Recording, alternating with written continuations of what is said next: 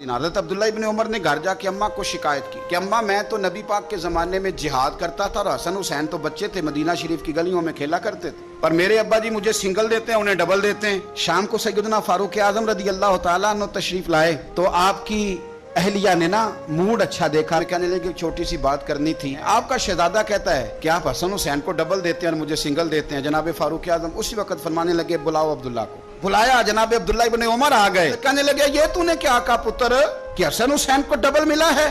फरमाया बता क्या तेरी माँ का नाम भी फातिमा ज़हरा है, तेरे बाप का नाम भी अली उल मुर्तज़ा है, और पुत्र बोल के बता क्या तेरे नाने का नाम भी मोहम्मद मुस्तफा है?